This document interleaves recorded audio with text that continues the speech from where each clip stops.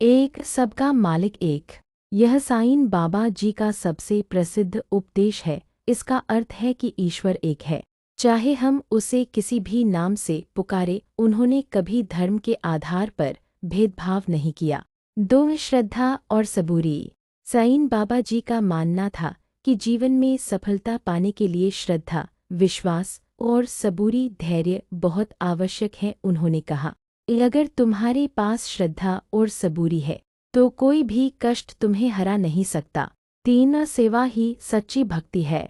साईं बाबा जी ने सिखाया कि गरीबों, बीमारों और दुखियों की सेवा करना ही ईश्वर की सच्ची पूजा है। वे कहते थे, भूखे को भोजन कराना, नंगे को वस्त्र देना, यही मेरी पूजा है। 4 अहंकार का त्याग।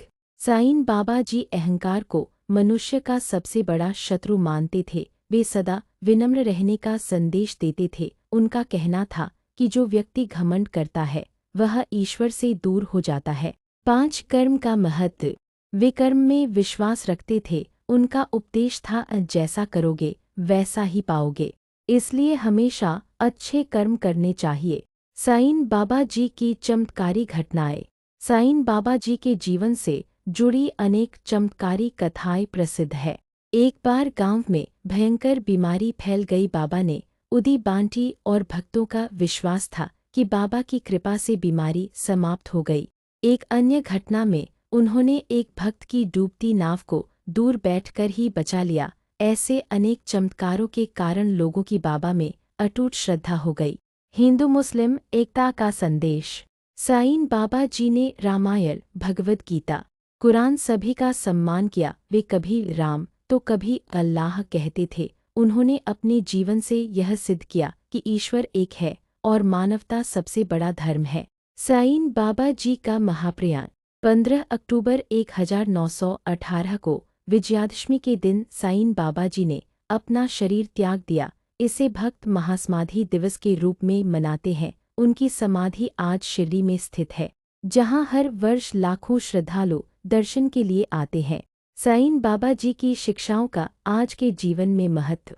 आज के समय में जब मनुष्य तनाव, स्वार्थ और भेदभाव में उलझा हुआ है, साईं बाबा जी के उपदेश हमें शांति और प्रेम का मार्ग दिखाते हैं। उनके बताए रास्ते पर चलकर हम अपने जीवन को सरल, सुखी और सफल बना सकते हैं। निष्कर्ष। साईं बाबा जी केवल एक संत नहीं थे। साईं बाबा जी के उपदेश और उनकी प्रेरक कहानी।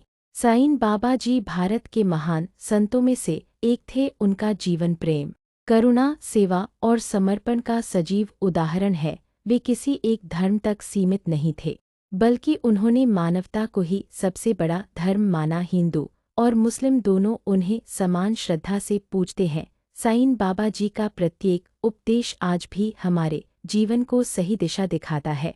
साईं बाबा जी का प्रारंभिक जीवन।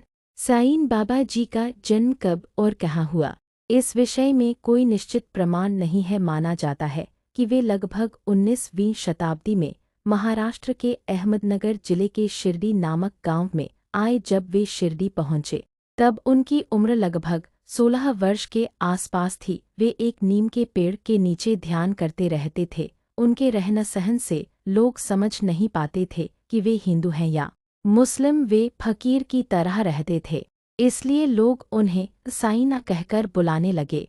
शिरडी में साईं बाबा का जीवन।